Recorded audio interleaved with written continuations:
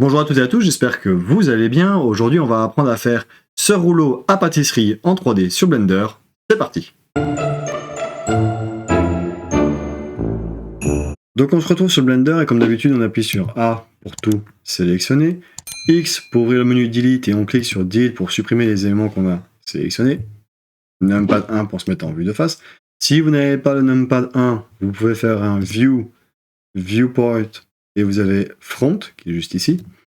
Shift A, on va aller chercher une image de référence, donc pour ma part, le rouleau à pâtisserie. S pour le scale. G, Z pour le repositionner, on va essayer de le centrer. Je vais cliquer sur le petit pictogramme qui est ici et je vais venir cocher le Selectable qui est juste ici. Donc on voit que la case devient bleue pour dire qu'il est actif. On le retrouve ici entre la collection là qu'on peut activer, désactiver et le visuel. Je viens le décocher et je ne peux plus sélectionner mon image de référence. Shift A pour ouvrir le menu Add. Je vais chercher de nouveau un cylindre, RY 90 degrés. Je vais faire un SX pour le scale sur l'axe des X. Alors on voit qu'on n'est pas centré non plus au niveau de la longueur. Donc ce qu'on va faire, c'est qu'on va aller chercher l'image de référence. Je vais le sélectionner.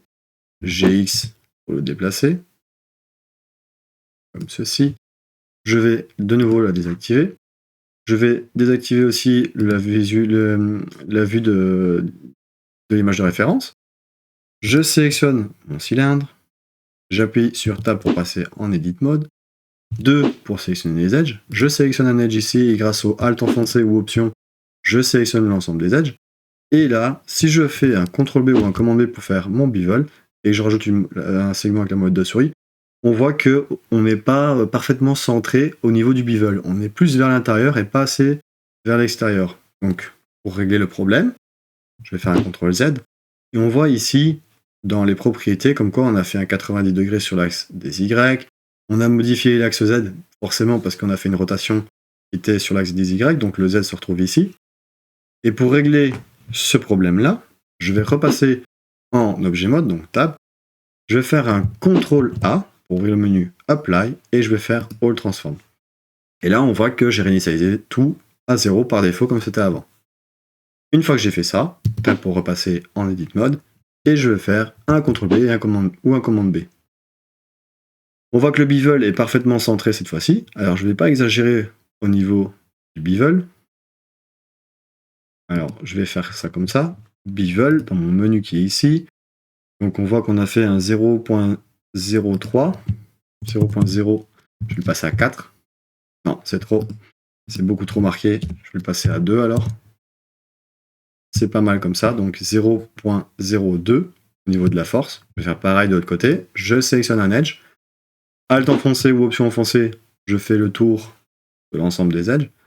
Je peux faire un CTRL B ou commande B pour faire mon bevel, je peux même exagérer comme ça, tant que ici, au niveau du white, je viens mettre un 0.02. Comme ça, j'obtiens bien la même chose de l'autre côté.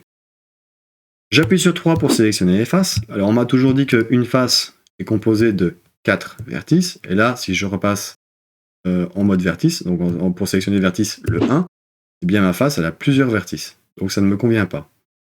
Donc je reprends 3 pour sélectionner mes faces, X pour ouvrir le menu Delete, et je supprime les faces.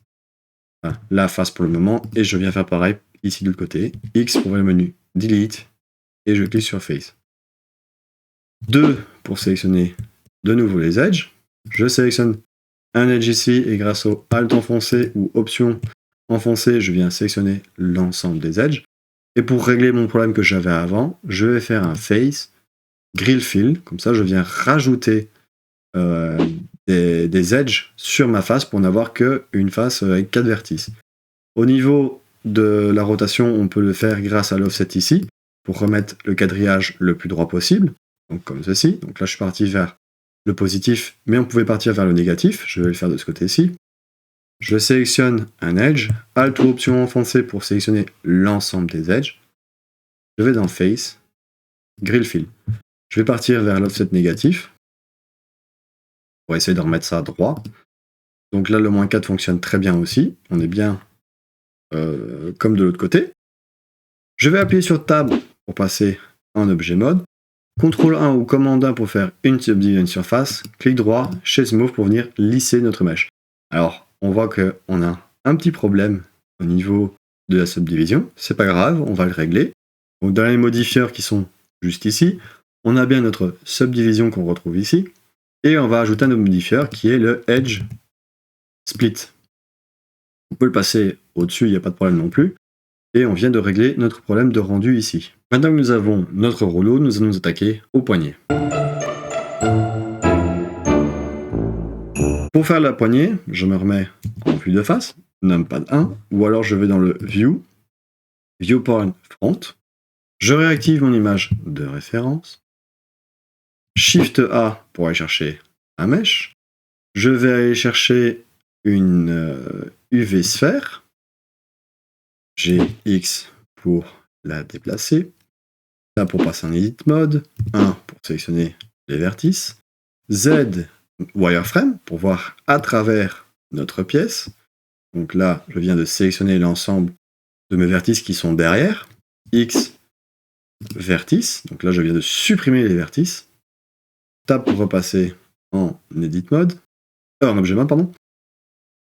R Y 90 degrés. Je fais un S pour le scale. Alors, GX pour le repositionner, comme ceci. Tab pour passer en Edit Mode. Je viens sélectionner mes vertices qui sont là. Je vais faire un E, X, pour l'extruder sur l'axe des X. On va aller jusqu'ici, on va faire un S. Je crois que mon image n'est toujours pas centrée non plus, donc je recommence. Je vais appuyer sur Tab pour passer en objet mode. Je vais reprendre mon image de référence, donc je réactive le Selectable ici. Je sélectionne, j'ai Z pour le remonter. Comme ceci, c'est pas mal. Je désactive le Selectable, je reprends ma sphère, Tab pour repasser en Edit Mode, et je recommence. Je fais un E pour extruder avec le X toujours enfoncé. Je m'arrête au niveau de ma face. Je vais faire un S pour le scale, comme ceci. Je vais aller chercher l'outil Loop Cut qui est juste ici. Je vais venir rajouter un cut ici. S le scale, comme ceci. Ici là, je vais faire un cut. Je vais faire un S pour l'agrandir. CTRL B ou commande B pour faire un bevel. Alors vu que j'avais fait avec la molette de la souris un segment en plus, il est toujours encore actif. Donc là j'ai bien mon segment qui est ici. Je vais prendre le Select Box, je vais sélectionner les vertices qui sont ici, et je vais faire un CTRL B et commande B ici aussi. Tac. Je vais sélectionner les vertices qui sont ici au milieu, et je vais faire un petit S pour marquer un peu la zone qui est ici. Donc si j'appuie sur Tab pour repasser en mode objet Z solide, on voit bien qu'on a marqué un peu notre élément ici. CTRL 1 ou commande 1 pour faire une subdivision surface. Et droit chez Smooth, on vient de lisser notre mèche. Alors si on désactive l'image de référence, on obtient quelque chose comme ceci. Alors est-ce qu'on est collé par rapport à notre face? Je ne sais pas, donc je vais activer le magnète qui est ici. Je vais lui dire que je veux par rapport aux faces, et je vais faire un GX pour venir le coller ici sur ma face du cylindre. Donc si je faisais un G ailleurs, par exemple là-haut, il serait instantanément collé plus haut. Donc CTRL Z, je fais un GX, je lui dis que je veux absolument rester sur l'axe des X, et je ne peux pas bouger d'ici. Donc je sais que je suis centré par rapport à mon cylindre aussi. Une fois que j'ai fait ça, pas de modifieur, on va aller chercher le mirror, ceci. Alors, on va le faire par rapport au cylindre, et là, on a notre deuxième poignet qui vient d'apparaître juste ici, parfaitement au même endroit, pour avoir notre rouleau de pâtisserie. Maintenant que nous avons tous nos éléments, nous allons nous attaquer à la texture. Pour la texture, ah oui, avant de faire la texture, on n'oublie pas de désactiver l'aimant, donc le snap. Je vais dans le shading, je vais créer une nouvelle texture, je dézoome, Shift A pour ouvrir le menu Add. Je vais aller chercher une image texture. Je vais faire un Shift D pour le dupliquer. Je vais aller chercher la couleur. Je vais prendre la couleur du bois. Je relie à la base color. Je vais aller chercher la roughness. Je relie à la roughness. Je vais aller chercher aussi la normale, que je vais relier à la normale. Hop, comme ceci. Alors, j'aimerais marquer un peu plus mon bois, donc je vais faire un Shift A. Je vais aller chercher un bump. Je ne relie pas à la normale, mais à la 8, donc on voit que ça creuse beaucoup. On va venir diminuer la force, on va mettre à 0.2, c'est largement suffisant. Et on voit que, vu qu'on n'a pas fait d'UV, de découpage d'UV, c'est pas très propre. C'est pas grave. On va faire une autre solution. On va faire un Shift A. On va aller chercher le mapping. Il nous en faudra toujours un pour les images, c'est toujours mieux. Alors on perd en qualité, c'est normal, parce qu'il manque juste ici à côté le texture coordinate. Donc Shift A, rechercher texture coordinate. Et on va le faire par rapport à notre caméra. Donc c'est à notre vue ici. Donc ça s'adaptera à chaque fois. Je vais le faire pour le rouleau, comme ça je n'ai pas de problème non plus. Et on voit que la texture s'adapte en fonction de l'angle de ma caméra. Ça évite de faire un découpage d'UV pour le rendu rapide. Comme par exemple pour mon rouleau à pâtisserie. Donc voilà, je viens de terminer notre rouleau de pâtisserie en 3D sur Blender. J'espère que la vidéo vous aura plu. N'hésitez pas à me dire ce que vous en pensez en commentaire. Comme d'habitude, je vous mettrai le lien de téléchargement en commentaire. Et je vous dis à la prochaine. Ciao.